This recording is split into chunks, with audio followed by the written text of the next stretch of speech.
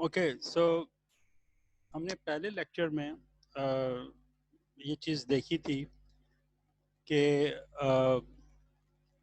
अगर हम canonical transformations करें तो उसका फ़ायदा ये होता है कि हम एक ऐसे कोऑर्डिनेट सिस्टम में कि जिसमें कि हमारे पास अगर साइक्लिक कोऑर्डिनेट नहीं है तो हम एक ऐसे नए कोऑर्डिनेट सिस्टम में जा सकते हैं जिसमें कि हमें साइक्लिक कोऑर्डिनेट्स मिल जाएं।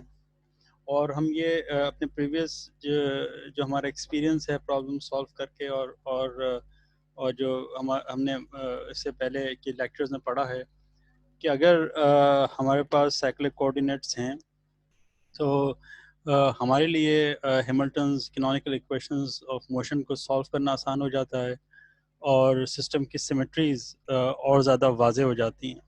ठीक है, तो ये चूँकि ये से थोड़ा सा हमने कवर कर लिया था, मैं जस्ट क्विकली ये जो है थोड़ा सा रिवाइज कर रहा हूँ ताकि हम आगे जो करने वाले हैं उसके साथ एक कंटिन्यूटी बन जाए, क्योंकि पिछली दफ़ा ये बीच में लाइट और बारिश वगैरह की वजह से ये सिलसिला बीच में एकदम टूट गया था। ऑलराइट, सो हमें मालूम है कि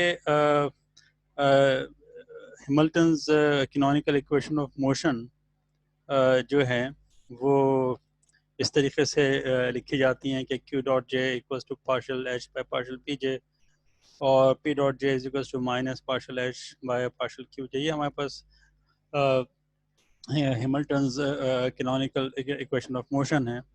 तो अगर फर्ज करें हम किसी नए कोऑर्डिनेट सिस्टम में जा रहे हैं जहां हमारे पास नए कोऑर्डिनेट्स क्यू जे हैं और नए जनरलाइज मोमेंटम या कॉन्जुगेट मोमेंटम पी जे हैं, और ये क्यू जे और पी जे असल में फंक्शंस हैं पुराने जो coordinate small q j small P के और टी के।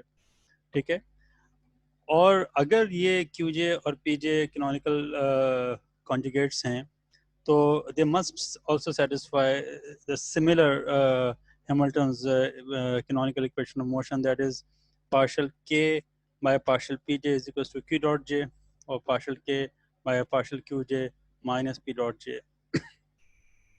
और आप इमीडिएटली देख सकते हैं कि यहाँ पर ये जो k है जो कि फंक्शन है कैपिटल Q P और T का, ये असल में हमारे पास नया हैमिल्टोनियन है, यानी कि जो नए कोऑर्डिनेट सिस्टम है उसमें लिखा जाने वाला ये जो है वो हैमिल्टोनियन है। ठीक है, तो पुराना सिस्टम में हमारे पास जो है वो क्यू जे पी जे हमारे पास दो वेरिएबल्स हैं या कैनोनिकल वेरिएबल्स हैं, और जो हमारे पास हैमिल्टोनियन है वो इन क्यू जेस का पी जेस का और टाइम का फंक्शन है इन जेन। और अगर फर्ज करें हमारे पास कोई और कोऑर्डिनेट सिस्टम ऐसा मौजूद है कि जिसको हम कैनोनिकल ट्रांसफॉर्मेशन के ज़रिए से हम जा सकते हैं, तो लेट्स कॉल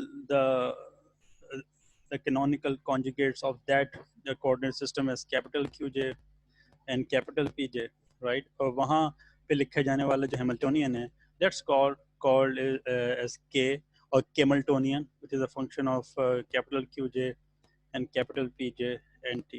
ठीक है, अब हम आगे जाके ये जो वेरिएबल्स हैं ओल्ड वेरिएबल्स यानी कि जो स्मॉल लेटर्स में लिखे हुए हैं और जो नए वेरिएबल जो कि कैपिटल लेटर में लिखे हैं, इनमें आपस में हम रिलेशनशिप जनरेट करेंगे। आप जानते हैं कि जो हमने इससे पहले मॉडिफाइड हैमिल्टन प्रिंसिपल पढ़ा है उसमें हम बेसिकली आपको जस्ट टू रिमाइंड यू कि ये कुछ भी नहीं लिखा हुआ, ये सवाए इसके कि ये वेरिएशन इन लैग्रेंजियन लिखा हुआ है which is equals to 0 from some time t1 to time t2। और चूंकि हमें मालूम है कि हैमिल्टोनियन लिखा जा सकता है इस तरीके से समेशन पी जे Q dot J minus L, तो वहाँ से हमने एल की वैल्यू निकाल के वो यहाँ रख दी है और वो एग्जैक्टली उसकी वेरिएशन जो है वो 0 के बराबर है। तो ये हमारे पास ओल्ड कोऑर्डिनेट सिस्टम में है और ये हमारे पास न्यू कोऑर्डिनेट सिस्टम है। ये देखें यहाँ टाइपोज हैं, ये एच नहीं है, इट शुड बी कैपिटल के। ठीक है, ये हमारे पास ओल्ड हो गया old coordinate system and this is new coordinate system. ठीक है, तो बहरहाल इनमें हम आपस में कोई ना कोई जो है वो रिलेशन जनरेट कर सकते हैं। तो ये जो हमारे पास ट्रांसफॉर्मेशन इक्वेशन है ये ओल्ड और जो न्यू कोऑर्डिनेट सिस्टम है उनके दरमियान रिलेशन पैदा कर रही है कि ये हमारे पास ओल्ड कोऑर्डिनेट का हो गया और ये न्यू कोऑर्डिनेट्स का हो गया। Alpha is some scaling factor जो कि हमारे सिंपल केस में ये अल्फा इक्वल्स टू 1 होगा। ये अल्फा की वैल्यू 1 से डिफरेंट भी हो सकती है, but in the most simplest case जो कि हम यहाँ कंसीडर करें वो अल्फा इक्वल्स टू 1 है। ये स्केलिंग फैक्टर है कि ट्वाइस है, थ्राइस है, फोर टाइम्स है और व्हाट। और ये हमारे पास एक और नया फंक्शन आ गया D F by D T. ये जो फंक्शन एफ है ये फंक्शन होगा जो हमारे पास फेज स्पेस के कोऑर्डिनेट्स हैं। ओल्ड और न्यू दोनों का ये फंक्शन हो सकता है, अभी हम आगे जाके देखेंगे। और इस फंक्शन को बेसिकली हम जनरेटिंग फंक्शन कहते हैं।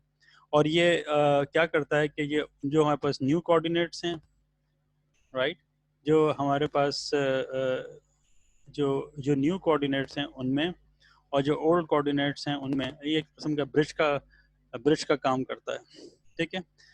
अब अगर फर्ज करें कि मैं यहाँ ये जो आपको पता है क्यू डॉट लिखा हुआ है, तो इसका मतलब है कि एक D Q over d T लिखा हुआ है। इसी तरह यहाँ पे ये D Q over d T लिखा हुआ है। अगर मैं थ्रू आउट ये जो 5.25 इसको डी टी से मल्टीप्लाई कर दूँ तो ये सारी चीज़ें यहाँ से ये डॉट्स गायब हो जाएंगे और हमारे मेरे पास ये इक्वेशन बच जाएगी। ठीक है। आगे ये सिर्फ ये कह रहा है जो आप देख सकते हैं कि जैसे उसने मैंने आपसे कहा भी कि एफ जो है वो फंक्शन हो सकता है जो फेज स्पेस कोऑर्डिनेट्स हैं, जिसमें कि small q j, small p j, capital Q J, capital P J हो सकते हैं। अच्छा, एक बात और याद रखें कि ये जो हम जो वेरिएशंस कर रहे हैं, क्योंकि हमें मालूम है कि यहाँ पे ये जो इक्वेशन है इसके अंदर जब हम इस डेल्टा को अंदर लेके जाएंगे तो वो पी और क्यू दोनों पे हमें वेरिएशन करनी पड़ेगी, जैसे कि हमने इससे पहले की थी। तो just to remind you one more time कि जब आप इस किस्म की वेरिएशन करेंगे, चाहे वो ये वेरिएशन इन क्यू जे हो या वेरिएशन इन पी जे हो, तो वो इस तरीके से लिखी जाएगी। और इंडिपेंडेंटली ये वेरिएशन इन इन इन इनसे स्मॉल क्यू के और वेरिएशन इनसे स्मॉल पी के, ये इंडिपेंडेंटली इसको ज़ीरो होना चाहिए, तब जाके ये part variation in Q J zero होगी। और इसी तरह जब आप वेरिएशन इन पी जे करेंगे तो वो भी पार्शल पी जे ओवर पार्शल क्यू के और वेरिएशन इन क्यू के आएगा, I mean in the old coordinates. तो उनको इंडिपेंडेंटली ज़ीरो होना चाहिए at time t1 at time t2। ठीक है, तो जो कि उसने यहाँ पे बताने की कोशिश की है। और ये एक चीज़ ये कि ये जो हमारे पास एफ है वो बेसिकली ये चार तरह के हो सकते हैं, या चार तरह के जनरेटिंग फंक्शंस हो सकते हैं जो कि जिसके ज़रिए से हम ओल्ड और न्यू कोऑर्डिनेट्स में एक ब्रिज बना सकते हैं। जैसे कि F1 है, और आप देखें क्योंकि हमारे पास ये चार कोऑर्डिनेट्स जो हैं कि स्मॉल क्यू, स्मॉल पी, ये ओल्ड के हो गए, और कैपिटल क्यू और कैपिटल पी ये न्यू के हो गए। ठीक है। टाइम आप चाहें तो अभी फ़िलहाल शामिल कर लें, लेकिन हम आगे जाके देखेंगे कि हम टाइम को क्योंकि टाइम सब में मौजूद है तो वो एक किस्म की परमुटेशन में इस्तेमाल नहीं हो रहा। तो आप देखें कि F1, F2, F3, F4 जो हैं ये इसकी परमुटेशंस हैं। आपने पहले में स्मॉल क्यू को रखा और उसके बजाय स्मॉल पी के बजाय कैपिटल क्यू को रख लिया। फिर सेकंड में आपने क्यू को रखा और क्यू के बजाय कैपिटल पी को रख लिया। फिर सेकंड या F3 के अंदर आपने स्मॉल पी को रखा और साथ में कैपिटल क्यू रख लिया, और फिर स्मॉल पी के साथ कैपिटल पी हो गया। ठीक है। तो ये हमारे पास जो है वो एफ की फॉर्म्स हो सकती हैं। अब ज़रा सा हम आगे चलते हैं और कैनोनिकल और हम ये देखने की कोशिश करते हैं कि हम एफ जो जनरेटिंग फंक्शन है उसके ज़रिए से हम ओल्ड और न्यू कोऑर्डिनेट्स में आपस में कैसे ब्रिज हम बना सकते हैं। ठीक है। तो let's start from this equation. अच्छा, ये देखिए ये इक्वेशन क्या लिखी हुई है एग्जैक्टली यही इक्वेशन लिखी है जैसे मैंने अभी आपसे कहा कि 5.25 है। ठीक है। और इसके अलावा कुछ भी नहीं लिखा हुआ, सिर्फ हमने ये किया है कि ये जो यहाँ पर के लिखा हुआ था उसको उठा के हम इस तरफ ले आए हैं, and nothing new. This is rearrangement of equation 5.25। Rearrange किया है इसको। ठीक है, हमने रीअरेंज किया है इसको और हमने इस तरह लिख दिया। अच्छा, और फिर हमने यहाँ पे क्या किया, क्योंकि जैसे मैंने आपसे कहा कि ये जो क्यू डॉट लिखा हुआ है या स्मॉल क्यू डॉट लिखा हुआ है ये कुछ भी नहीं है सवाए इसके कि आप इसको D Q over d T कह रहे हैं। तो आप यहाँ जहाँ आपके पास क्यू डॉट्स लिखे हुए हैं, इसका मतलब ये D Q over d T लिखे हैं, तो आप इसको थ्रू आउट डी टी से मल्टीप्लाई कर दें तो आपके पास ये इक्वेशन ये इस तरह की सिचुएशन आ जाएगी। ठीक है। अच्छा, ये हमारे पास कहाँ से आ रहा है, ये वाला पार्ट? देखिए, ये पार्ट यहाँ से आ रहा है क्योंकि हमें मालूम है कि f, जैसे कि अभी हमने देखा कि f1 is a function of small q, right, and capital Q and time. ठीक है। अब जब आपको इसका एग्जैक्ट डिफरेंशियल लेना है, जैसे कि हमने यहाँ मालूम किया, तो उसका तरीका यही होगा कि partial f1 over partial Q I D Q I. अच्छा, देखिए यहाँ पर असल में हुआ क्या है, मैं आपको एक चीज़ ये बता दूँ। चूँकि यहाँ ये डी टी से मल्टीप्लाई कर रहे हैं कि ये बेसिकली जब आप इसको डिफ्रेंशिएट कर रहे हैं तो ये partial f1 over partial Q I और ये क्यू डॉट आई बन जाता है। ठीक है। इसी तरह ये plus partial f1 over partial Q I और क्यू डॉट आई बन जाता है, ये फिर समेशन है आई। ठीक है। तो अगेन, और यहाँ पर ये पार्शियल f1 और यहाँ पर क्या होता है, और ये आखिरी हिस्सा जो होता है वो क्या हो जाता है, partial f1 over partial T d t over d T, चूँकि 1 हो जाता है। ठीक है। ये चीज़ पूरी 1 हो जाती है, तो इसलिए हम इसको लिखते नहीं हैं। ठीक है, सही है। अब ये जो इसने इक्वेशन यहाँ पे लिख दी है, ये जो आपको इक्वेशन जो ये दिखाई दे रही है, ये इसने क्या किया है कि यहाँ पर जो हमारे पास डॉट्स हैं, जैसे मैंने आपको कहा कि ये क्यू डॉट लिखा हुआ है या स्मॉल क्यू डॉट, तो ये दरअसल D Q over d T है। तो थ्रू आउट इस पूरी इक्वेशन को उसने डी टी से मल्टीप्लाई कर दिया। तो देखें, ये D Q over d T था, तो ये सिर्फ डी क्यू रह गया। इसी तरह ये D Q over d T था, तो ये डी क्यू रह गया। यहाँ पे डी टी नहीं था, यहाँ डी टी आ गया। ठीक है। अच्छा, यहाँ पे हमारे पास क्यू डॉट था, तो ये जो है हमारे पास यहाँ पे क्यू डॉट आई था, तो ये चूँकि डी टी था और डी टी से मल्टीप्लाई हुआ, तो ये सिर्फ डी क्यू रह गया। इसी तरह यहाँ डी क्यू रह गया, तो यहाँ पे कुछ भी नहीं था, तो यहाँ पे डी टी आ गया, क्योंकि यहाँ 1 था ना, डी टी से मल्टीप्लाई हो गया। ठीक है। ये हुआ है यहाँ पे। अब और ये जो हमने स्टेप किए हैं, ये तमाम जनरेटिंग फंक्शन में कॉमन है। हर तमाम जितने भी हम F1, F2, F3 वगैरह बनाएंगे, और उन सब में आप देखिएगा कि मोर और लेस सेम स्टेप्स हैं। ठीक है। अब हम यहाँ पे क्या करेंगे कि जो कोएफिशिएंट्स हैं उन्हें हम कंपेयर करेंगे। जैसे कि फॉर एग्जांपल हमारे पास डी क्यू है। ठीक है, कैपिटल डी क्यू, इसको और इसको हमने कंपेयर किया। ठीक है। तो आप देखेंगे partial f1 over partial Q I जो है, उसके यहाँ पे क्या है, ये माइनस पी आई है, तो ये इसके बराबर आ गया। ठीक है।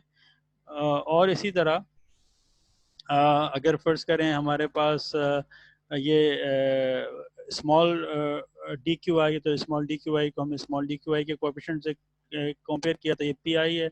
तो ये partial f1 over partial Q I is equal to P I, जो कि हमने यहाँ पे लिख लिया।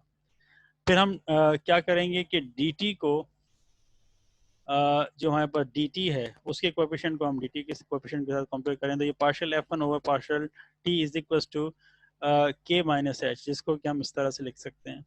ठीक। तो ये हमें बता रहा है कि ये जो इसकी कैनोनिकल ट्रांसफॉर्मेशंस हैं, उसमें जो जनरेटिंग फंक्शन f1 होगा वो किस तरीके से ओल्ड जो जैसे कि ये ओल्ड पी आई जो है वो ओल्ड है। ठीक है।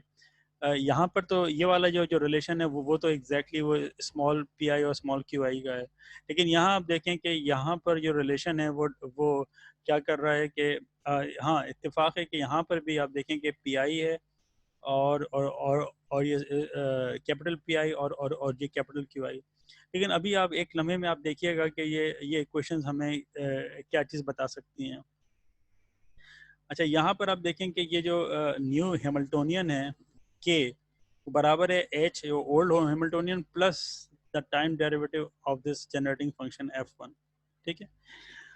अच्छा, अब ये देखिए कि ये जो f1 है इसकी मुख्तलिफ फॉर्म्स हो सकती हैं। हम आगे जाके इसके बारे में और तफसील के साथ पढ़ेंगे कि ये फंक्शंस जो हम लेते हैं ये किस तरह के होंगे या क्या क्या किया जा सकता है। लेकिन हमें इतना मालूम है कि f1 जो है वो फंक्शन है, जैसे कि मैंने आपको बताया कि F1 is a function of small Q and capital Q. ठीक है, फिलहाल हम उसको टाइम का फंक्शन नहीं ले रहे हैं। द मोस्ट सिंपलेस्ट चॉइस हमारे पास ये है जो उसने यहाँ पे लिखी है कि F1 is nothing but the function of small Q I and capital Q आई, जो कि ये है। आप अगर अब इस F1 को उठा के यहाँ पे लिखें partial F1 over partial Q I, ठीक है, तो क्या होगा कि बल्कि मैं आपको एक इसके स्टेप पूरा करके दिखाता हूँ कि इसको हम करते कैसे हैं, वो कि मैंने आगे जाके नोट्स के अंदर किया हुआ है, लेकिन मैं एक दफ़ा आपको और करके दिखाऊं और आप इसकी ज़रा से कैलकुलेशंस को ज़रा समझिएगा। देखिए हम क्या कर रहे हैं, हमने कहा ये पी आई है और ये बराबर है partial F1 over partial Q I के। ठीक है, अच्छा, और यहाँ हमने ये चीज़ लिखी जहाँ पे हम F1 की वैल्यू लिख रहे हैं। याद रखिएगा कि जब हम इस तरह की कैलकुलेशंस करते हैं तो या तो हम यहाँ पर आई ना लिखें या फिर यहाँ पर हम आई की जगह जे कर दें, क्योंकि आपको मालूम है ना कि ये रिपीटेड इंडेक्स हैं, कुछ भी लिखा जा सकता है। तो मैं अपने आप से ये डिफरेंट इंडेक्स ले रहा हूँ, तो ये small Q i, small q j और कैपिटल क्यू जे।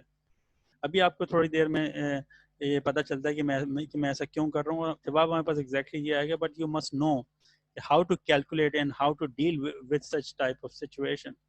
अब जब आप इसको डिफ्रेंशिएट करेंगे तो ये क्या होगा, ये जो समेशन है तो बाहर आ गया ये, और ये ऑपरेटर अंदर गया, तो ये क्या करेगा जाके, ये जब इसके ऊपर लगेगा partial q j over partial q i, q j अपनी जगह वैसा का वैसा रहा, प्लस समेशन जे और क्यू आई अपनी जगह पे वैसा का वैसा रहा, क्यू जे वैसा का वैसा रहा, और partial q j over partial q आई। ठीक है, अब ये तो बहुत ऑब्वियस है कि ये क्यू और ये क्यू डिफरेंट हैं। ठीक है, तो ये तो सीधा सीधा जीरो हो गया। But what about this one, ये ऐसा ही लिखा हुआ है कि आप अगर फर्ज करें कि partial X over partial Y करें, ठीक है, तो जवाब क्या आएगा, जीरो हो जाएगा, क्योंकि एक्स और वाई एक दूसरे से इंडिपेंडेंट हैं। तो यहाँ पर आई और जे एग्जैक्टली इसी तरह का काम कर रहे हैं कि अगर फर्ज करें कि इनके इंडेक्स सेम हैं तो ये एक ही हैं, यानी कि partial x by partial x कर रहे हैं आप, या partial y by partial y, या partial z by partial z, या ये कहिए कि आप सेम इंडेक्स का आपस में मतलब सेम इंडेक्स का उसी इंडेक्स के साथ डेरिवेटिव ले रहे हैं अगर आपके इंडेक्स सेम है। ठीक है, अदरवाइज अगर इंडेक्स डिफरेंट है तो उसका जवाब जीरो हो जाएगा। तो फिर क्या होता है कि इस सूरत हाल में हम ऐसी इक्वेशन को इस तरह डील करते हैं कि समेशन जे, ये canonical delta i j q j. अब ये क्यू जे अगर ये क्या बता रहा है, ये हमें ये बता रहा है कि अगर आई बराबर है जे के, ठीक है, तो जवाब वन है, और अगर आई बराबर नहीं है जे के तो फिर जवाब जीरो है। ठीक है, तो अब चूंकि मैं आई को जे के बराबर कर रहा हूँ तो मेरे पास अब चाहें तो आप यहाँ पे दोनों तरफ जे कर लें या आई कर लें। आपने आई को जे के बराबर किया तो यहाँ पर भी क्यू आई आ गया और ये पी आई आ गया। तो इस तरह से ये स्टेप्स हैं, हम जबान नहीं कर सकते हैं, लेकिन एक दफ़ा आप ज़िंदगी में ज़रूर देखें कि ये स्टेप्स होते कैसे हैं। ठीक है, किस तरह से ये पी आई को क्यू आई को पी आई जवाब आया जो कि यहाँ उसने लिखा है। ठीक, और इसी तरह से आप जब इस Q small Q I capital Q आई को उठा के आप यहाँ पे F1 में रखेंगे और उसका कैपिटल क्यू के साथ डेरिवेटिव लेंगे, तो आप देख ही रहे हैं कि यहाँ से क्यू कैपिटल क्यू है तो वो इस कैपिटल क्यू को जो है वो उड़ा देगा और आपके पास क्यू आई जवाब आ जाएगा। और चूंकि F1 फंक्शन नहीं है टाइम का तो के बराबर आ जाएगा एच का। तो जैसे कि मैंने आपको पिछले लेक्चर में भी कहा था कि यू मस्ट बी सरप्राइज कि आप देखें आपके पास क्या जवाब आया है, capital Q I is equal to small P I, और फिर ये capital P I is equal to small Q I और के इक्वल टू एच। यानी कि हमने क्या किया कि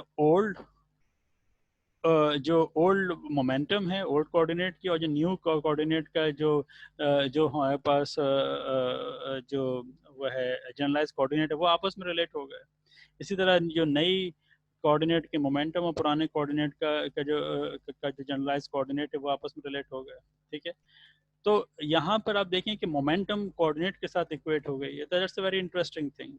और यही वजह है कि जिसको वो ये कह रहा है कि आप इन्हें कैनोनिकल कॉन्जुगेट्स कहें, आप इन्हें कैनोनिकल कोऑर्डिनेट और कैनोनिकल मोमेंटम भी मत कहें, just call them as canonically conjugate variable और कैनोनिकल वेरिएबल। बस ये क्योंकि ये फेज स्पेस इंडिपेंडेंट वेरिएबल्स हैं, ये आपको जो है वो जहन में रखना है, ठीक है। तो दैट्स वेरी इंटरेस्टिंग थिंग। अब हम जो जनरेटिंग फंक्शंस हैं, for example F2, F3, F4 की तरफ जाते हैं। मैंने इसने सिर्फ F2 तक दी हुई है, मैंने फिर F3 और F4 की भी कैलकुलेशन इन नोट्स के साथ मैंने ऐड कर दी है, ठीक है।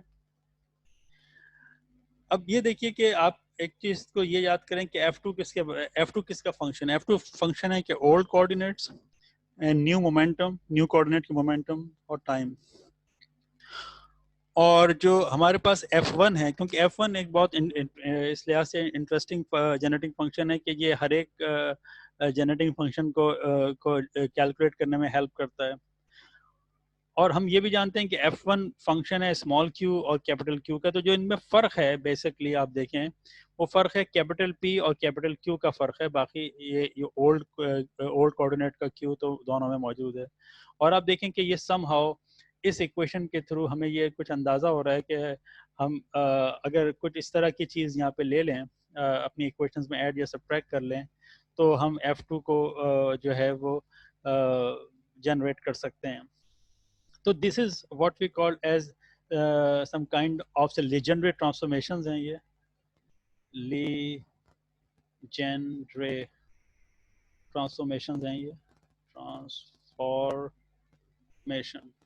ये जो हम हैमिल्टोनियन लिखते हैं, ये भी एक किस्म की जो है, जैसे आपने शुरू में पढ़ा था कि this is also one of the kind of legendary transformation, जो हमने हैमिल्टोनियन को इस तरह लिखा था पी जे Q dot J minus L.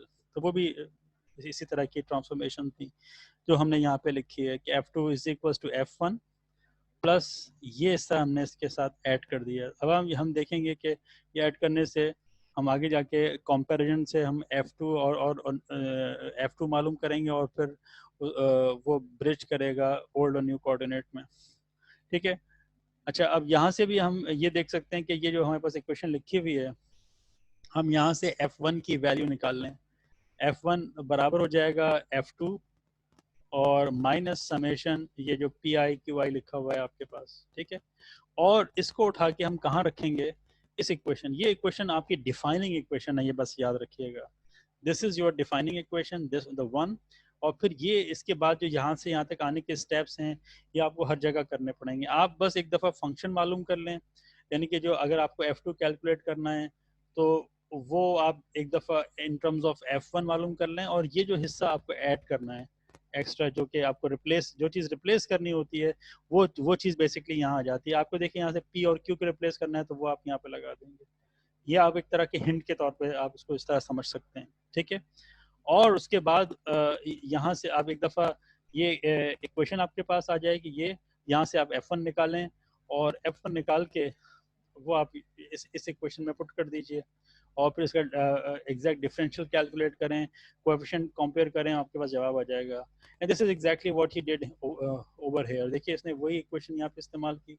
F1 चूंकि जैसे मैंने आपको बताया कि हमारे पास जो वो है आई मीन F1 है, उसकी जो फॉर्म है वो हमने यहाँ पे निकाली थी कि F1 is equals to F2 और minus P I Q I था, यही था ना। तो अब आपको दरअसल क्या करना है, और फिर अगेन यहाँ पे ये जो क्यू डॉट जे लगे हुए हैं, तो बस ये याद रखिएगा कि हम इसको डी टी से मल्टीप्लाई करेंगे तो सिर्फ ये डी क्यू रह जाएंगे, ठीक है। अच्छा, अब आपको यहाँ पर इसने क्या किया कि ये F1 निकाला, और F1 निकाल के उसने यहाँ पे रख दिया। देखिए ये F2 आ गया माइनस दिस थिंग, ठीक है। अब क्या होगा कि ये जो हमारे पास डेरिवेटिव है, ये जाके पहले इसको हिट करेगा जो उसने यहाँ पे हिट कर दिया, फिर ये हिट करेगा यहाँ पे जाके, ठीक है। यानी कि ये क्या करेगा, ये मैं सिर्फ इतना हिस्सा ले रहा हूँ, ये जब जाके इसको हिट करेगा D Y by D T, तो आपको मालूम है कि समेशन एक दफ़ा ये क्यू आई को छोड़ेगा और पी डॉट आई करेगा ये, ठीक है। बस ये ख्याल है यहाँ माइनस साइन लगा हुआ था, यहाँ माइनस साइन, फिर ये क्या करेगा, ये पी आई को छोड़ेगा और क्यू डॉट आई पे जाके हिट करेगा ये, ठीक है।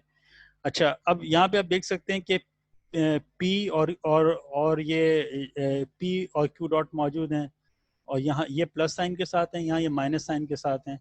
तो आप इसको और इसको आपस में काट सकते हैं, ठीक है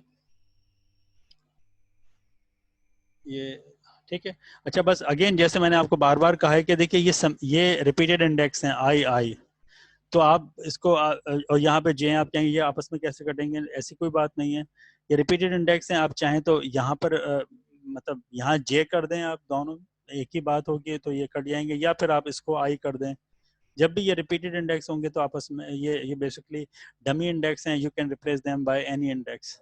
तो फिर ये तो आपने देखा जब आपने इसको एक्सपेंड किया तो ये टर्म और ये टर्म कट गई, तो इसी वजह से आप देखेंगे minus Q I p dot आई की टर्म ये बच गई कि ये आ गया, और D Y by D T of this thing, और फिर D Y by D T of this thing जो है उसको जब आप सॉल्व कर रहे हैं, ये यहाँ पे डी टी नहीं है, ये गलती कर रहा है यहाँ पे, इसमें काफ़ी ज़्यादा टाइपोज हैं इस किताब में, आई डोंट नो व्हाई,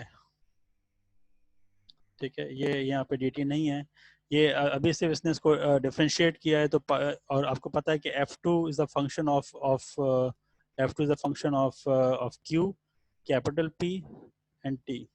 तो इसी वजह से क्या हुआ, जब इसके एग्जैक्ट डिफरेंशियल ले रहे हैं, partial F2 by partial QI Q dot I and partial F2 over partial PI P dot I and partial F1 over partial T, और DT over DT 1 हो गया। अब आप इसको उठा के यहाँ पे रख दीजिए, ठीक है। और जैसे कि हमने इससे पहले किया था कि थ्रू आउट इस पूरी इक्वेशन को आप DT से मल्टीप्लाई कर दें। जब आप DT से मल्टीप्लाई करेंगे तो क्या होगा कि ये जो हमारे पास इक्वेशन है, मैं इसको कहाँ पे लिखूँ, मैं चलें इसको यहाँ स्मॉल करके लिखता हूँ कि ये हो जाएगी मैं इसको एक ही इंडेक्स के साथ लिख रहा हूँ, आई के साथ लिख रहा हूँ मैं थ्रू आउट इस पूरी इक्वेशन को।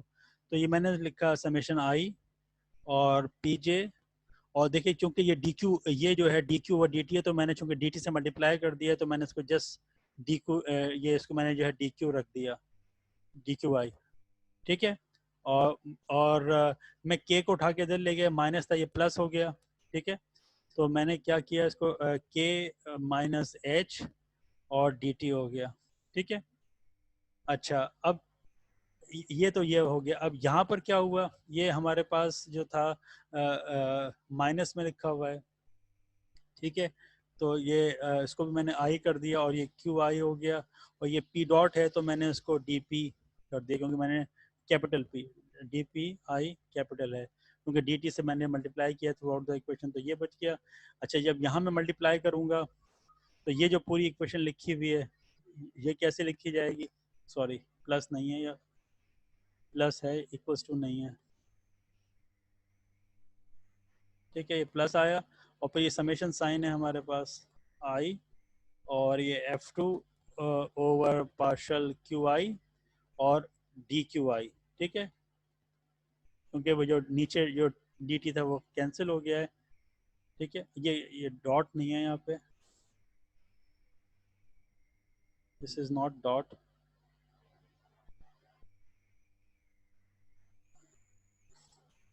ठीक है, ये डी क्यू आई, ठीक है, प्लस ये जो है हमारे पास partial F2 over partial p i, ठीक है, और d p i capital P i, ठीक है। और यहाँ हमारे पास ये again plus partial F2 over partial t d t आ गया। अब हम जैसे हमने इससे पहले कंपेयर किया था, हम अभी भी कंपेयर कर सकते हैं। ये देखिए, ये हमारे पास और कोई चीज़ कट रही है यहाँ पे, नहीं, और कोई चीज़ नहीं कट रही। तो अब हम सिर्फ कंपेयर कर सकते हैं कि फर्ज करें कि हमारे पास और क्या क्या चीज़ें हैं। देखिए, नंबर वन, ये डी क्यू आई जो है और डी क्यू आई इधर, तो F2 ओवर पार्शल क्यू आई बराबर है पी आई के, वो ये वाली आ गई टर्म, ठीक है। इसी तरह ये डी पी आई, ये कोएफिशिएंट और ये कोएफिशिएंट, ठीक है। तो अच्छा, ये चूंकि बेसिकली इसको उधर जाना चाहिए क्योंकि हम कंपेयर कर रहे हैं, तो इस वजह से देखिए ये माइनस था, ये इधर गया प्लस हो गया, तो क्यू आई और ये चूंकि इसका coefficient partial F2 by partial p आई है तो वो ये आ गया। और फिर dt और dt को हम कंपेयर कर रहे हैं तो k is equal to h plus partial F2 over partial t। तो ये एक किस्म की आइडेंटिटी ट्रांसफॉर्मेशंस हैं। आप देख सकते हैं वो इस तरह कि देखिए F2 की जो सिंपलेस्ट फॉर्म हो सकती है वो क्या है, QI/PI, क्योंकि ये F2 इसी का ही तो फंक्शन है। तो आप अगर इसको उठा के इस F2 की डेफिनेशन को आप यहाँ रखें, चूंकि ये QI से QI डेरिवेटिव लेने से खत्म हो जाएगा तो PI, ये क्या होगा कि ये स्मॉल PI और कैपिटल PI आपस में रिलेट हो जाएंगे, यानी कि ओल्ड कोऑर्डिनेट का जो है हमारे पास मोमेंटम वो न्यू कोऑर्डिनेट के मोमेंटम से रिलेट हो जाएगा। इसी तरह जब आप यहाँ पे F2 की जगह QI/PI रखेंगे तो ये जो न्यू कोऑर्डिनेट का PI है वो ख़त्म हो जाएगा, तो स्मॉल QI यहाँ आ जाएगा। तो फिर ये इस तरह और न्यू कोऑर्डिनेट का Q और ओल्ड कोऑर्डिनेट का Q आपस में रिलेट हो जाएंगे। और अगेन जैसे कि हमने इसको इंडिपेंडेंट ऑफ टाइम लिया है F2 को, तो K इक्वल्स टू H हो जाएगा। तो एक किस्म की हमारे पास जो हैं वो आइडेंटिटी ट्रांसफॉर्मेशंस आ गई हैं। ठीक है, तो यहाँ पे आप देखें कि हम साफ हमें पता चल रहा है कि अगर F2 फंक्शन नहीं है टाइम का तो ओल्ड और न्यू हैमिल्टोनियन जो है वो सेम रहेंगे, कोई फ़र्क नहीं आएगा। अच्छा, हम आगे चल के अभी F3 और F4 को भी देखेंगे। मैं आपको जो है F3 की मैं जो डेरिवेशन है उससे मैं जल्दी से इसको गो थ्रू कर दूंगा। आप F4 को जो है देख लीजिएगा, वो भी सिमिलर हैं। बस एक चीज़ मैं आपको ये बता दूं कि जब हम ये कैनोनिकल ट्रांसफॉर्मेशंस कर रहे होते हैं तो ये जानने के लिए कि ये जो हम ट्रांसफॉर्मेशन कर रहे हैं ये वाकई में कैनोनिकल हैं या नहीं है, ये बात हमें मालूम होनी चाहिए। और एक तो उसका उसका क्या तरीका है, देखिए उसका एक तरीका ये है कि जब आप इसके अंदर ये इसने वेरिएशन के फॉर्म में लिखा हुआ है कि अक्सर किताबें इसको इस तरह भी लिखती हैं कि स्मॉल PI TQI और माइनस कैपिटल PI और capital QI is equals to DF, यानी कि ये एक एग्जैक्ट डिफरेंशियल के फॉर्म में लिखी जा सके। हम कोई भी जो हम कैनोनिकल ट्रांसफॉर्मेशन की फॉर्म लें, अगर वो इस तरह से जो है एग्जैक्ट डिफरेंशियल के फॉर्म में लिखी जा सके, यानी कि हमारे पास जो PI टाइम्स DQI और उसका difference from capital PI DQI, ये अगर बराबर हो change in the generating function, तो ये अगर एग्जैक्ट डिफरेंशियल बन रहा हो तो फिर जो हमारे ट्रांसफॉर्मेशंस हैं वो जो है कैनोनिकल ट्रांसफॉर्मेशंस कहलाएंगी। लेकिन देखा ये क्या है कि इनको जब आप इसको वाक़तन करने बैठते हैं तो it took a lot of time. हम अगले जो हमारे पास यूनिट है उसमें हम एक और टेक्निक पढ़ेंगे जो कि निस्बतन बहुत क्विक है, और उसके ज़रिए से हम ये मालूम कर सकते हैं कि अगर कोई भी हमारे पास ट्रांसफॉर्मेशन लिखी हुई है जो कि ओल्ड को न्यू से मिला रही है, तो हम ये बहुत क्विकली मालूम कर सकेंगे कि आया ये जो ट्रांसफॉर्मेशन लिखी है ये कैनोनिकल ट्रांसफॉर्मेशन है या नहीं है। तो देखिए याद रखिए कि दो कोऑर्डिनेट्स के दरमियान आप लातादाद किस्म की ट्रांसफॉर्मेशन लिख सकते हैं, ठीक है, लेकिन हर ट्रांसफॉर्मेशन ऐसी नहीं होगी जो आपको ऐसे कोऑर्डिनेट सिस्टम में लेके जाए कि जहां पर आपको साइक्लिक कोऑर्डिनेट्स मिल सकें। कैनोनिकल ट्रांसफॉर्मेशन की गारंटी ये है कि वो आपको ऐसे कोऑर्डिनेट सिस्टम में लेके जाएगी जहां आपको साइक्लिक कोऑर्डिनेट मिल जाएंगे। That's what we are looking for. ठीक है, तो ये हिस्सा आप फिलहाल चाहें तो छोड़ दें, ये इसने ये चीज़ थोड़ी सी बताने की कोशिश की है। और ये वह जो एग्जाम्पल है 5.4, हम इसकी तरफ अभी थोड़ी देर में दोबारा आते हैं। इसने जो कुछ किया है इसमें कुछ कई स्टेप्स इसने छोड़े हुए हैं, वो मैंने बिल्कुल इन नोट्स के आखिर में मैंने इसको ज़्यादा डिटेल के अंदर मैंने इसको सॉल्व किया, तो फिर हम इसको दोबारा से आके देखते हैं। तो बस एक जल्दी से हम F3 जो है उससे भी थोड़ा सा हम गो थ्रू कर लें, फिर उसके बाद हम दोबारा इस एग्जाम्पल की तरफ आते हैं। तो देखिए F3 जो है जैसे कि हमने देखा कि वो फंक्शन है स्मॉल PI कैपिटल QI और T का। ठीक है, तो हमें मालूम है कि चाओ ये क्वेश्चन हमने देखिए 5.28 आप देख सकते हैं, हमें F1 को हमने कैलकुलेट किया था कि partial F1 over partial QI small PI। ठीक है, तो आप देख सकते हैं कि इसमें और जो हमारे पास F1 है, F1 याद है आपको, F1 जो था वो QI फॉर एग्जांपल और कैपिटल QI और T था। तो अब इसमें जो फ़र्क है वो बेसिकली वो Q और P का है। तो देखें ये हमारे पास डिफाइनिंग टाइप ऑफ इक्वेशन है।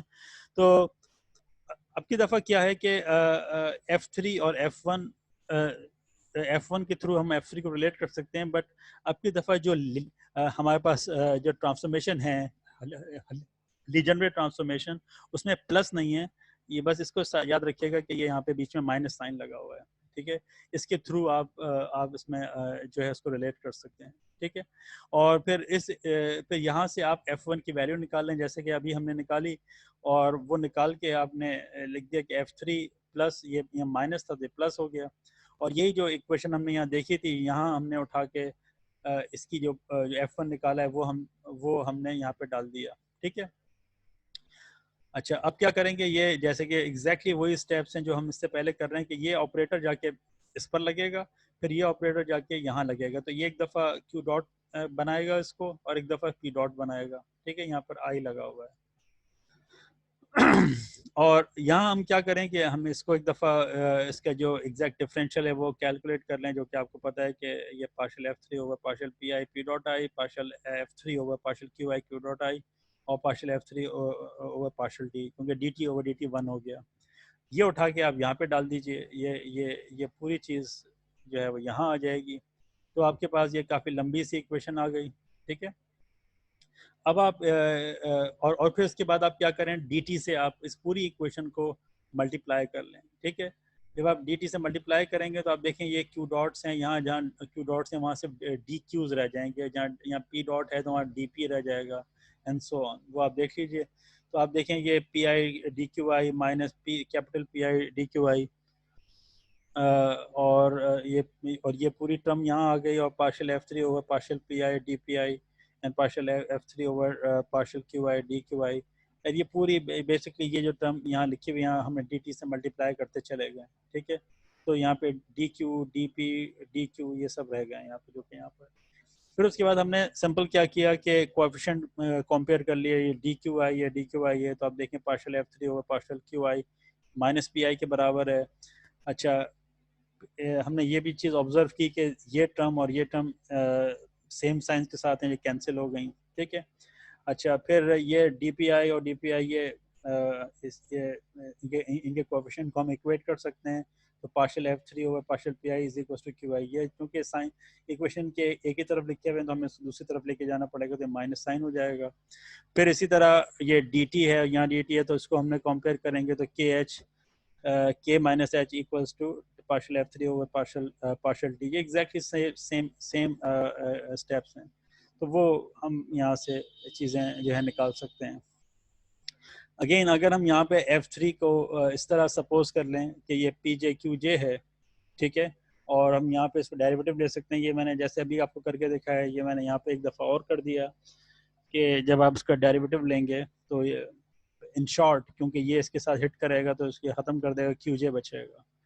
तो हमारे पास क्या होगा कि minus QI equal to capital QI। और जब आप यहाँ पर F3 की का जो फंक्शन इसमें डालेंगे तो वो minus PI equal to PI बना देगा। और चूंकि ये F3 इसका फंक्शन नहीं है टाइम का, तो ये K इक्वल टू H होगा, एंड सो ऑन। जो F4 है, ठीक है, उसमें थोड़ा सा ये है कि आप देखें कि F1 और F4 में काफ़ी चीज़ें तब्दील हैं, काफ़ी तो नहीं, क्योंकि F1 बराबर है, F1 is a function of QI और स्मॉल PI और T, ये है। ओह सॉरी, यहाँ पे तो हमारे पास ये नहीं है, यहाँ हमारे पास कैपिटल QI है, ये है हमारे पास। अच्छा, तो यही वजह है कि यहाँ पे चूंकि ये दो रिप्लेस करने हैं हमें, यहाँ पे PI है, यहाँ PI नहीं है, यहाँ कैपिटल PI, यहाँ PI नहीं है, तो यहाँ चूंकि दो रिप्लेस करने हैं तो हमें यहाँ दो तरह के रिलेशन देखने पड़ेंगे, जैसे कि यो यहाँ इस्तेमाल किए हैं हमने। इसका मतलब है कि जहाँ हमें दो लीजेंडरी ट्रांसफॉर्मेशन इस्तेमाल करनी पड़ेंगी। ये एक तो वही है जो 5.28 है, जो आपको चाओ में दी हुई है। ये अभी हमने एक इक्वेशन देखी है जो F3 को रिलेट कर रही है, इक्वेशन 9, ठीक है। तो एक एक जो जो हमारे पास जो है वो जो हमारे पास जो है ट्रांसफॉर्मेशन है, लीजेंडरी ट्रांसफॉर्मेशन, वो इस तरह है कि F4 रिलेट हो रहा है F3 से और ये चीज़ रिप्लेस हो रही है, तो क्योंकि देखिए हमें स्टेप बाय स्टेप रिप्लेस करना है। यहाँ पी आई है, कैपिटल पी आई है, यहाँ पर आप देखें कि स्मॉल पी आई है और कैपिटल क्यू है, ठीक है। तो हमने यहाँ पे लगा दिया, फिर F3 और F1 को हमें इस्तेमाल करना है, ठीक। तो वो हमने जो इसकी ट्रांसफॉर्मेशन थी वो हमने इस्तेमाल की, तो वो हम आपको याद है माइनस साइन के साथ है वो इधर है।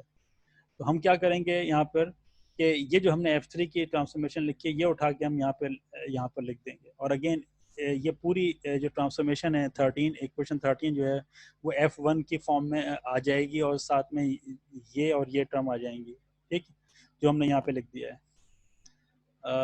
ये आ गई पूरी F4 is equal to F1 minus this plus this. ये बेसिकली हमने क्या किया, यहाँ से F3 की वैल्यू उठाई और F3 की वैल्यू उठा के हमने यहाँ पे रख दी है, ठीक है। तो ये F1 पूरा यहाँ आ गया, ये प्लस दिस और माइनस दिस, ठीक। तो ये हमारे पास पूरा F4 आ गया, जो है सॉरी F4 की वैल्यू आ गई, ठीक है।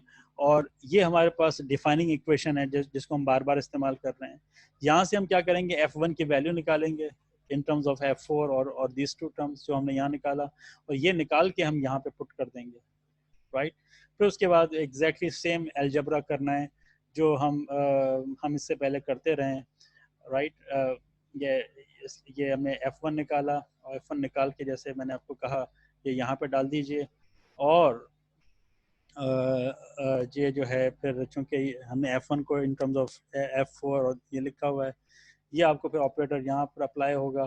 फिर ये जब यहाँ जाएगा तो एक दफ़ा इसको ये P को छोड़ेगा, Q डॉट बनाएगा, फिर ये Q को छोड़ेगा, P डॉट बनाएगा, फिर ये माइनस P को कैपिटल PI को छोड़ेगा, Q डॉट I बनाएगा, माइनस Q को छोड़ेगा, P डॉट I बनाएगा। और फिर इसी तरह हमने इसको डिफ्रेंशिएट कर लिया, इसका टोटल डिफरेंशियल कैलकुलेट कर लिया, ठीक। ये सब चीज़ें उठा के हम जो है वो यहाँ रख देंगे और dt से मल्टीप्लाई कर देंगे, और फिर उसके बाद जो कोएफिशिएंट हैं जो मैंने यहाँ दिखाए हुए हैं उनको कंपेयर कीजिए, तो आपके पास ये ट्रांसफॉर्मेशन इक्वेशंस आ जाएंगी, ठीक है। आप F4 को small P i capital P आई के तौर पर ले सकते हैं। तो ये हमारे पास जो है वो ओल्ड कोऑर्डिनेट और मोमेंटम में और न्यू कोऑर्डिनेट और प्रीवियस मोमेंटम में हमारे पास रिलेशन आ जाएगा, ठीक है। तो ये इस तरह की हमारे पास ट्रांसफॉर्मेशंस हैं। अच्छा, अब हम इसकी एक जो है वो एग्जाम्पल करके देखते हैं, ठीक है। और फिर हम इसको आखिर में इसको थोड़ा सा सम अप करेंगे कि जो कुछ हम कर रहे हैं ये हो गया और हम नए कोऑर्डिनेट सिस्टम में चले गए, हमें साइक्लिक कोऑर्डिनेट मिल गए, सब कुछ ठीक है। But there are certain thing which we must keep in mind, right. उससे पहले हम थोड़ा सा इसकी एक एग्जांपल देखें, ठीक। ये हमारे पास एग्जांपल 5.4 है, इसका एग्जैक्ट स्टेटमेंट हम यहाँ से पढ़ लें जो किताब में दिया हुआ है, फिर इसकी जो डेरिवेशन है वो फिर मैं आपको जो मैंने की है वो मैं आपको दिखाता हूँ। ये कह रहा है कि consider a linear harmonic oscillator for which we have the Hamiltonian like this. ये आपको याद है हमने 5.2 जो एग्जांपल की थी, 5.2 या 5.1 जो की थी, उसमें हमने जो हार्मोनिक ऑसिलेटर था, लीनियर हार्मोनिक ऑसिलेटर, उसका हैमिल्टोनियन हमने इस तरह बनाया था। और इसको देखते हुए आप जो हैमिल्टन इक्वेशन ऑफ मोशन है, कैनोनिकल इक्वेशन ऑफ मोशन, वो आप मालूम कर सकते हैं। इस तरह आपको पता है partial H by partial P वो क्यू डॉट के बराबर है, और partial H by partial Q जो है वो माइनस पी डॉट के बराबर है, तो वो आप ऐसे निकाल लें। अब वो ये कह रहे हैं कि सपोज करें, ये वैसे हमें मालूम है ये प्रॉब्लम बहुत सिंपल है, हम कर सकते हैं, बट सपोज करें, suppose that we do not know the solution of this equation and that we wish to simplify them by canonical transformations. फर्ज करें कि ये जो हमारे पास फर्स्ट ऑर्डर इक्वेशंस आई हैं, बाज़ दफ़ा ये इतनी मुश्किल हो जाती हैं कि आप इन्हें सॉल्व नहीं कर सकते, ठीक है। फर्ज करें कि हम इनको सॉल्व करना चाह रहे हैं लेकिन हम नहीं कर पा रहे, तो हम क्या करेंगे, हम कैनोनिकल ट्रांसफॉर्मेशंस करके इन इक्वेशंस को एक नए कोऑर्डिनेट सिस्टम में ले जाएंगे, ठीक है। और वहाँ देखेंगे क्या हम इन इक्वेशन को सिंप्लीफाई कर सकते हैं, क्या जो नया कोऑर्डिनेट सिस्टम है वहाँ पर ऐसी सिचुएशन हो सकती है कि हमें साइक्लिक कोऑर्डिनेट मिल जाए। तो उसका तरीका ये है कि हमें वो करने के लिए हमें जनरेटिंग फंक्शन मालूम करना होगा। फर्ज करें कि जनरेटिंग फंक्शन जो है वो ऐसा है कि f1 equals to mu, mu is some constant q square times cot q.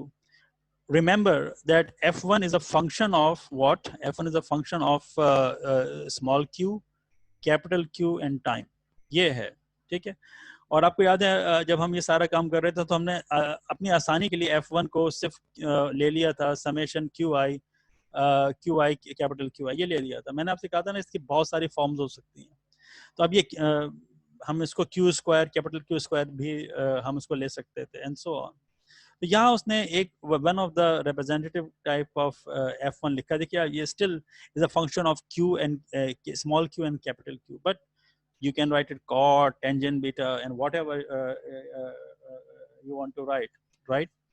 तो अभी आप फिलहाल इसकी फॉर्म पे इतना ज़्यादा परेशान ना हो, हम इसको आगे जाके इनके फॉर्म्स पे बात करेंगे। तो बहरहाल फर्ज करें कि हमें किसी ने कान में आके बता दिया कि f1 जो फंक्शन है वो इस तरह लिखा जा सकता है, ठीक है। So let's try to use this generating function to solve these equation. ये जनरेटिंग फंक्शन क्या करेगा कि ये हमें उठा के ले जाएगा एक नए कोऑर्डिनेट सिस्टम में, ठीक है।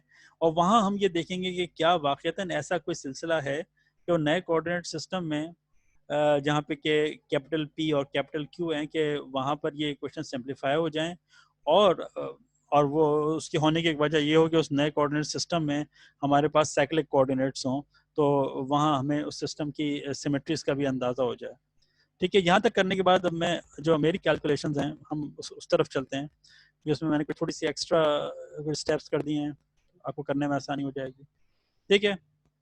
तो ये हमारे पास है, जैसे मैंने आपको कहा कि Hamilton's equation of motion Q dot equal partial H by partial P, जो क्यू डॉट के बराबर है, जो कि आपने यहाँ निकाल लिया पी एम है, और P dot partial H by partial Q है माइनस के साथ P dot equal to minus K Q आ गया। और ये हमारे पास हमने एक जनरेटिंग फंक्शन लिख लिया, ठीक है। ये हमारे पास जनरेटिंग फंक्शन आ गया है, ठीक है। f1 equals to mu Q square cot Q. अच्छा, अब हम हमें मालूम है कि ये जो यहाँ पर हम जो हमने इक्वेशन इस्तेमाल की हैं उसके लिए f1 के लिए, आपको याद है जो जो हमने इक्वेशन इस्तेमाल की थी, I am talking about these equations ये जो यहाँ पे हमने किए हैं, आपको याद दिला दूं f1 के लिए कहाँ, ओके ये आ गए, ये है हमारे पास f1 के लिए इक्वेशन जो हमने इस्तेमाल की है। तो यहाँ हमने f1 लिखा हुआ है, तो हम f1 की वैल्यू यहाँ डालेंगे और उसको यहाँ से कैपिटल Q के साथ डिफरेंशिएट करेंगे, और फिर यहाँ f1 की वैल्यू डालेंगे, उसको हम स्मॉल q के साथ डिफरेंशिएट करेंगे। तो ये हमें कैपिटल P देगा, I mean with negative sign capital P देगा, और ये डेरिवेटिव हमें स्मॉल p देगा। और अगर हमारे पास जनरेटिंग फंक्शन टाइम का फंक्शन नहीं है तो k और h बराबर होंगे। तो ये एक इक्वेशन हम यहाँ पे हम इस्तेमाल कर रहे हैं, ठीक है। ऑलराइट, तो let's come to this point. ये हमारे पास आ गई, तो partial f1 over partial q जो कि p के बराबर है, ठीक है। वो जब आप उसको कैलकुलेट कर रहे हैं और ये याद रहे कि ये f1 किसके बराबर है, mu Q square cot Q के, तो स्मॉल q के साथ हमने डेरिवेटिव लिया तो टू यहाँ से आ गया, तो 2q म्यू कॉट क्यू हो गया, ठीक है। अच्छा, अब जो सेकंड इक्वेशन है partial minus partial f1 over partial q capital p को के बराबर होता है। तो जब आप कैपिटल Q का, क्योंकि हमारे पास f1 ये है तो म्यू और Q तो Q स्क्वायर तो वैसे रहेंगे, तो कॉट Q का जो डेरिवेटिव है वो माइनस कॉसेक स्क्वायर Q होगा। तो एक माइनस साइन तो ये लगा हुआ है और एक माइनस साइन यहाँ से आया, तो माइनस माइनस प्लस हो गया, ठीक है। तो ये हो गया mu Q square cosec square Q हो गया, ठीक है। तो यहाँ से हमारे पास P की वैल्यू आ गई, कैपिटल P की वैल्यू, और ये हमारे पास स्मॉल p की वैल्यू आ गई, ठीक है। अच्छा, अब ये कि यहाँ से हम ये जो इक्वेशन है यहाँ से हम Q की वैल्यू निकाल के यहाँ पे डाल सकते हैं। कैसे? हमने क्या किया कि इसको उठा के नीचे ले गए, तो Q square is equal to capital P over mu 1 over cosec square Q। Cosec को आप ऊपर ले जाएं तो ये साइन स्क्वायर Q के बराबर है, तो Q square is equal to capital P over mu sine square Q। और क्यू की वैल्यू लें तो स्क्वायर रूट ले लें, तो ये square root P over mu sine Q हो जाएगा। इस क्यू को उठा के आप यहाँ पे डाल दीजिए, क्योंकि यहाँ कॉट है तो कॉट को आप कॉस ओवर साइन लिख सकते हैं, ठीक है। तो कॉस ओवर साइन तो ये आ गया, टू म्यू ये हो गया, और क्यू की जगह आपने capital P over mu times sign Q रखा, तो ये कॉस ओवर साइन और ये साइन क्यू, ये वाला साइन क्यू आ गया, तो साइन से साइन कैंसिल हो गया, तो capital P is equal to square root 4 mu capital P cos Q हो गया, ठीक है। ऑलराइट, अच्छा अब ये हमारे पास क्योंकि स्मॉल p आ गया, इसकी वैल्यू आ गई in terms of new coordinate p और q, और इसी तरह ये हमारे पास जो स्मॉल q है उसको हमने in terms of new coordinate p और q लिख लिया हमने, ठीक है। और ये उठा के हमने अच्छा, चूंकि k और h बराबर हैं, कैमल्टोनियन और हैमिल्टोनियन बराबर हैं, चूंकि ये k ऐसी सूरत में जब हम f1 ले रहे होते हैं और चूंकि f1 फंक्शन नहीं है टाइम का, तो k और h बराबर हैं, हमने क्या किया, पी स्क्वायर की जगह ये वैल्यू डाल दी और k और q स्क्वायर की जगह ये वैल्यू डाल दी, ठीक है। ये हैमिल्टोनियन है 1/2m, तो ये यहाँ आ गया, और ये पी स्क्वायर की वैल्यू आ गई, पी की वैल्यू आ गई, इसको स्क्वायर कर रहे हैं, ये हाफ के, और ये क्यू स्क्वायर की वैल्यू डाल दी। जब आप इसको स्क्वायर करेंगे तो ये स्क्वायर रूट हट जाएगा, और क्यू स्क्वायर यहाँ से आ गया, और ये स्क्वायर करेंगे तो इसके ऊपर से स्क्वायर रूट हट जाएगा, साइन स्क्वायर क्यू हो जाएगा, ठीक है। अब क्या होगा, अब ज़रा सा अलजबरा करना है हमने, ठीक है। और वो ये किया कि मैंने ज़रा सा इसको रीअरेंज किया है, और कुछ भी नहीं किया। आप इसको देखिए, ये जो मैं उसकी फॉर्म बना रहा हूँ, आप इसको कई तरीके से बना सकते हैं, ज़रूरी नहीं है कि आप मेरे स्टेप्स फॉलो करें। मैंने सिंपल ये किया कि m को मैंने अंदर मल्टीप्लाई कर दिया, ये 4 mu p over cos square Q, और ये यहाँ पर भी m आना चाहिए था, जो किस वजह से यहाँ पे m नहीं आया, क्यों नहीं आया ये पता नहीं, मुझे देखना पड़ेगा। ये यहाँ पर m आएगा बहरहाल, अगर मैं m के साथ मल्टीप्लाई कर रहा हूँ। एक सेकेंड, ये नीचे नहीं आएगा बल्कि ऊपर आना चाहिए, sorry, it should be at the top, क्योंकि देखिए ये m यहाँ पर लगा हुआ है, यहाँ पर नहीं है, ठीक है। तो अगर मैं इसमें से एक सेकेंड रुकें, अच्छा हाँ ठीक है, मैंने सिर्फ इसमें से हाफ कॉमन निकाला है, तो m तो नहीं है, m तो सिर्फ इतने हिस्से में है, तो m यहाँ पर आ गया, यहाँ पर कोई m नहीं है हमारे पास, ठीक। अच्छा अब ये है कि मैंने सिर्फ ये किया कि इसको, ये जो टर्म मेरे पास, ये कह लें, ये टर्म जो मेरे पास यहाँ लिखी हुई थी, ठीक है, ये उठा के मैं यहाँ पे ले गया, साइन स्क्वायर क्यू कर दिया, और ये टर्म उठा के मैं यहाँ ले आया। अच्छा अब मैंने यहाँ पे क्या किया कि ये जो 4 म्यू p ओवर m है, इसके साथ मैं थोड़ा सा प्ले कर रहा हूँ, और इस पूरी चीज़ को मैं क्या कर रहा हूँ कि ये 4 म्यू p, ठीक है, इसको मैं कॉमन निकाल रहा हूँ, ठीक है। और ये याद रहे कि ये चीज़ यहाँ पे आ रही है, या ये कह लीजिए, चलें ऐसा नहीं कहते, मैं इसको बल्कि इस तरह कर दे, इस तरह कहूँ कि ये जो के पी और म्यू है, इसको मैं कॉमन निकालता हूँ, क्योंकि मैं यहाँ पे इसका कोफिशिएंट 1 किया ना, तो के पी और म्यू, तो देखिए इसकी वजह से क्या होगा कि चूंकि मैंने कॉमन निकाला है, तो ये 4 म्यू स्क्वायर हो गया, ठीक है। और पी तो यहाँ पर भी मौजूद था, तो पी तो यहाँ अपनी जगह रहा, एम यहाँ से आ गया, यहाँ के नहीं था, तो यहाँ पे के आ गया। आप चेक कर सकते हैं, इस टर्म को दोबारा वापस अंदर लेकर आए तो ये चीज़ वापस आ जाएगी, और के पी ओवर म्यू यहाँ आएगा, तो म्यू से म्यू कैंसिल हो जाएगा, तो एक म्यू बचेगा, पी वापस आ जाएगा, और इसी तरह के हमारे पास नीचे लिखा हुआ है, के यहाँ ऊपर होगा, तो के से के कैंसिल हो गया, खत्म हो जाएगा, ठीक है। फिर हम ये करें कि म्यू को बराबर ले लें, फर्स्ट करें कि ये म्यू बराबर है, क्योंकि कांस्टेंट है ना, म्यू बराबर है स्क्वायर रूट m टाइम्स के ओवर 2 के, ठीक है। जिसके जरिए से मैं क्या कर सकता हूँ कि अगर मैं म्यू स्क्वायर करूँ तो ये m के ओवर 4 हो जाएगा, ठीक है। तो अगर फर्ज करें कि मैं म्यू स्क्वायर को म्यू स्क्वायर को मैं ले लूँ कि ये बराबर है m टाइम्स के ओवर 4 के, और मैं यहाँ उसकी वैल्यू रखूँ, तो ये क्या होगा, ये चीज़ पूरी चीज़ 1 हो जाएगी, क्योंकि म्यू स्क्वायर की जगह मैं रखूँगा तो m यहाँ m के ओवर 4 होगा तो 4 से 4 कैंसिल होगा, m और k कैंसिल हो जाएंगे, तो ये इसका पूरा कोएफिशिएंट जो है वो 1 हो जाएगा। तो मेरे पास यहाँ पर हाफ के p over mu sine square theta plus cos square theta आ गया, और k हमारे पास सिंपल आ गया, k equals to k small k times p over 2 mu. आपने यहाँ पे नोटिस किया कि यहाँ पे कोई कैपिटल Q डिपेंडेंट टर्म नहीं है, capital Q is a cyclic coordinate here.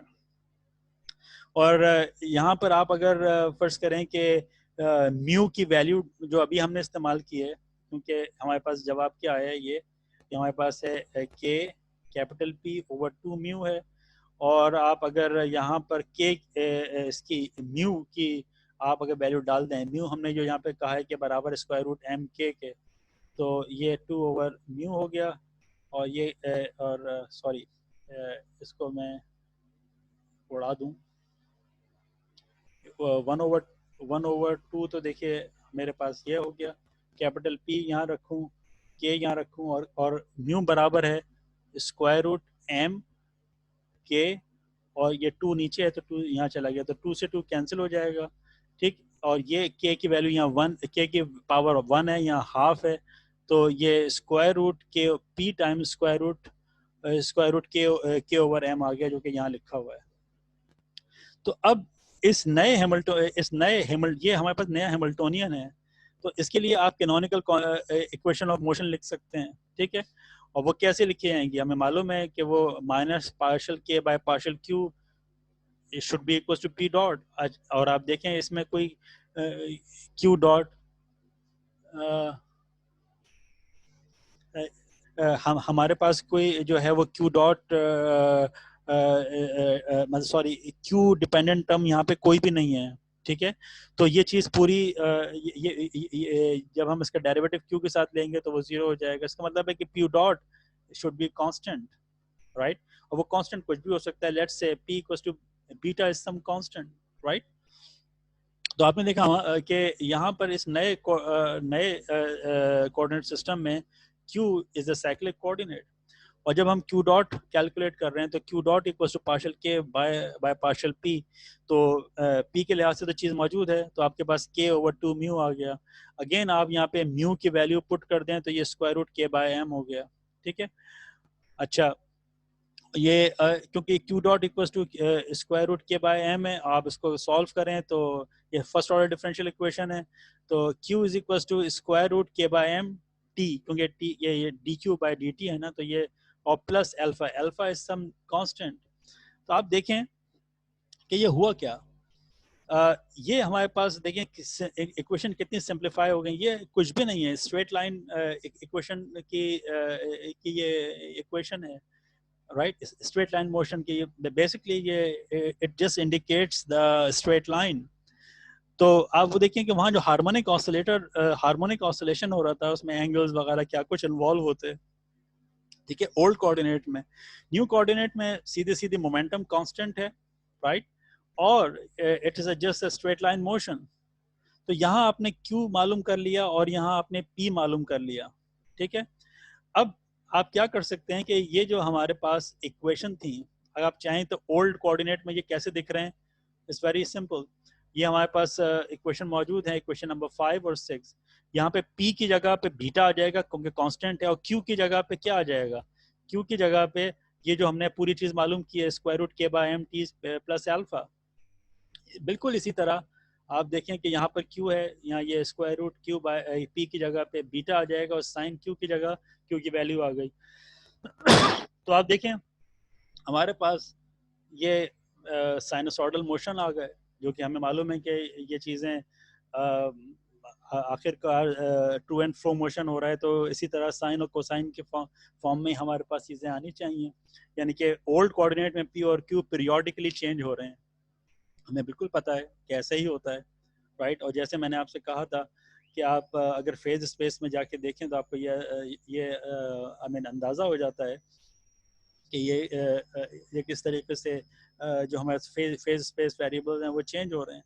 तो आप देखें कि ओल्ड कोऑर्डिनेट के लिए वहाँ अगर फर्ज करें करना मुश्किल था, तो हमने ये न्यू कोऑर्डिनेट मालूम किए और वहाँ उठा के ये सिंपल, अब ये इक्वेशन की विजिबिलिटी हमें ज़्यादा बढ़ गई है, और एक और इंटरेस्टिंग चीज़ ये हुई कि जो मोशन हमारे पास एंगुलर मोशन था ओल्ड कोऑर्डिनेट में, वो न्यू कोऑर्डिनेट में बहुत सिंपल हो गया, स्ट्रेट लाइन मोशन हो गया. This is nothing but a straight line motion.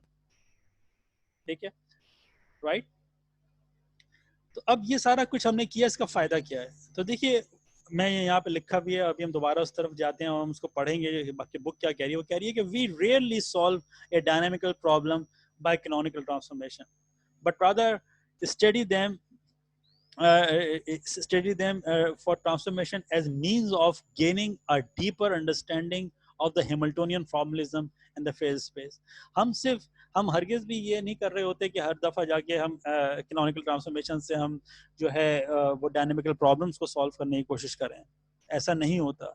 हम ज़्यादातर अगर इनको इस्तेमाल करते हैं कैनोनिकल ट्रांसफॉर्मेशंस को, तो वो सिर्फ इसलिए करते हैं कि हम हैमिल्टोनियन फॉर्मलिज्म की ज़्यादा अच्छी अंडरस्टैंडिंग हासिल कर सकें और फेज स्पेस को समझ सकें.